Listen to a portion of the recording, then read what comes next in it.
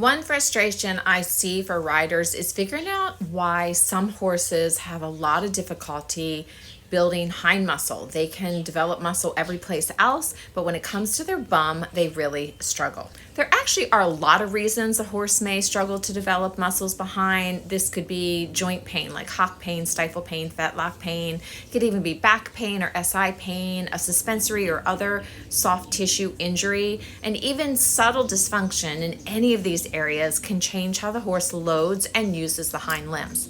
But sometimes the problem isn't quite as easy to recognize.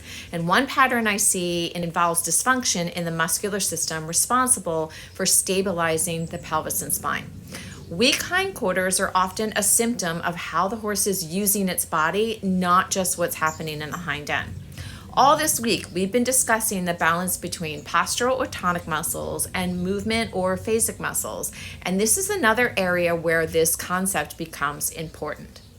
Hi, I'm Rebecca. I'm a doctor of acupuncture and Chinese medicine, and I have been in equine healthcare for almost 30 years and practicing Chinese medicine on horses for over 23 years. The postural muscles are responsible for stabilizing the pelvis and spine before movement even begins. They provide the foundation that allows the hind limbs to generate power efficiently. The movement muscles are responsible for producing that power. They're built to propel the horse forward, not to stabilize an unstable pelvis. When the postural muscles are functioning well, the pelvis remains relatively stable while the hind limbs push, carry, and absorb force. And the horse can step underneath itself, transfer power through the back, and move correctly.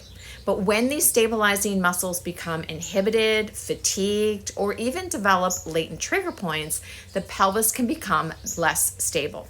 So the movement muscles begin taking over. Instead of simply producing motion, now they're trying to stabilize the pelvis at the same time. And as a result, they fatigue more quickly. They often become tight and overworked, and of course, power production decreases.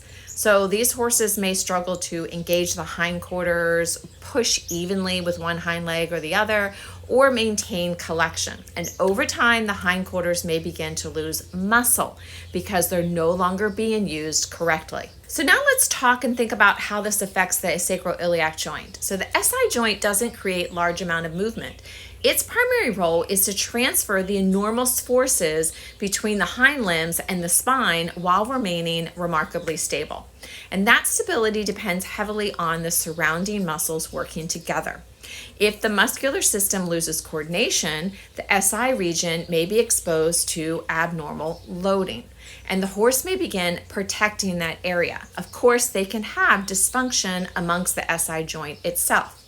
But what you'll see is stride length will change, impulsion will decrease, transitions will become more difficult, and you may notice difficulty with one canter lead, maybe trouble pushing from behind, pushing up hills, bunny hopping, or dragging the toes, or a horse that simply feels like it has no engine.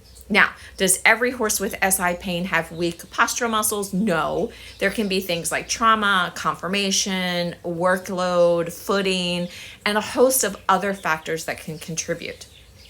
But if the muscles responsible for stabilizing the pelvis aren't doing their job, it's much harder for the horse to use the hindquarters the way they were designed to.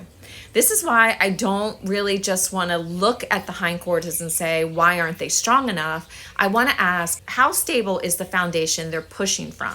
Because strength without stability is extremely inefficient. And if the pelvis isn't providing a stable platform, the hindquarters can never reach their full potential, no matter how much conditioning you do.